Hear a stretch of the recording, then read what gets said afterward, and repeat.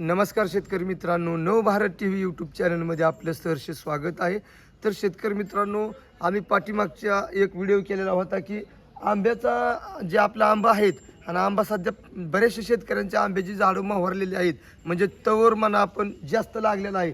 मग अशा वेळी नेमकं आभाळ देखील येत असतं, मग ती आभाळ आल्यावरती आपला तवर गळतो किंवा अन्य अजून त्याच्यावरती घोंगान देखील बसलं जातं, म्हणजे बारीक बारीक कीटक असते, ती किडा असते, ती असं घोंगान बसलेलं असतं. तर आम्ही पाठीमागच्या व्हिडिओमध्ये गुळ पाणी फवारलेलं होतं आणि गुळ पाण्याचा रिझल्ट आम्हाला चांगल्या प्रकारे मिळालेला आहे.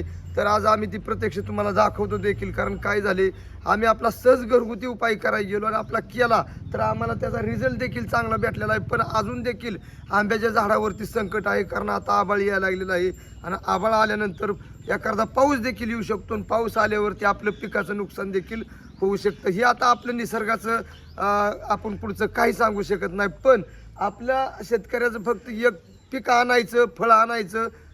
आज आम्ही प्रत्यक्ष कशा प्रकारे तुम्हाला आंब्याला जी बारीक बारीक कैऱ्या लागल्या आहेत ती तुम्हाला दाखवतो.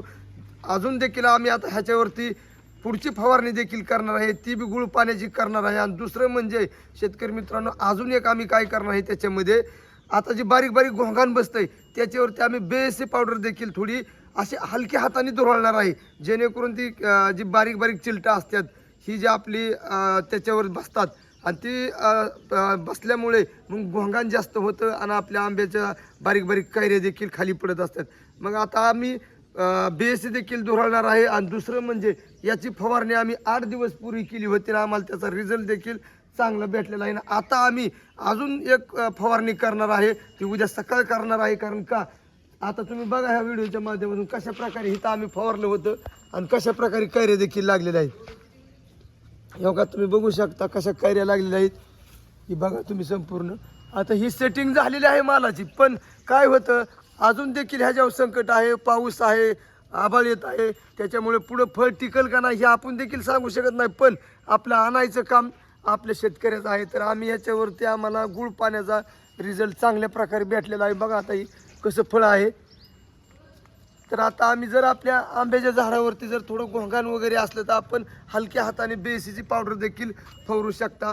आता आम्ही उद्या सकाळ अजून देखील ह्याला गुळ पाण्याची फवारणी करणार आहे, कारण 8 दिवसाला एकदा, अजून 8 दिवसाला एकदा अशी दोनदा जरी गुळ पाण्याची फवारणी केली तर जी मधमाशी आहे ती मधमाशी येऊन आपल्या झाडावरती बसती आणि त्याच्यामुळे आपल्या मालाची चांगल्या प्रकारे सेटिंग देखील होती. तर झाडाला पाणी देखील असणं खूप गरजेचं आहे, कारण काय होतं की पाणी जर नाही दिलं तर आपलं आंब्याचं झाड सुकलं जातं आणि सुकल्यावर देखील काही प्रमाणामध्ये आपला तवर गळला जातो. त्याच्यामुळे आंब्याच्या झाडांना पाणी देखील असणं, ज्या टायमाला आपलं फळ सेटिंग होतं त्या टायमाला पाणी देखील असणं खूप गरजेचं आहे. तर ज्या शेतकऱ्यांच्या आंब्याचा तवर गळतोय किंवा असं जास्त घोंगान बसलेला आहे, तर त्या शेतकऱ्यांनी बेसी पावडर किंवा अजून दुकानामध्ये वेगवेगळ्या प्रकारचे औषध आहेत, फळ चांगलं आणणं गरजेचं आहे.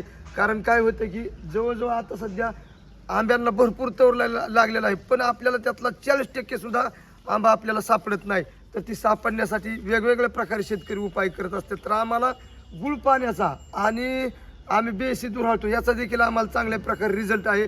त्याच्यामुळे ज्या शेतकऱ्यांना गुळ पाणी फवारायचं आहे त्यांनी नक्की फवारा. त्याच्यामुळे मधमाशी येणार आहे, मधमाशी आली आहे की आपल्या झाडावरती बसत असतील, त्याच्यामुळे आपलं फळ सेटिंग देखील चांगल्या प्रकारे होते. तर शेतकरी मित्रांनो, आम्हाला आलेला हा रिझल्ट आहे. तर मित्रांनो, व्हिडिओ आवडला असेल तर व्हिडिओला लाईक करा, चॅनलला सबस्क्राईब करा आणि भेटूया असंच पुढील व्हिडिओमध्ये. तोपर्यंत नमस्कार, धन्यवाद.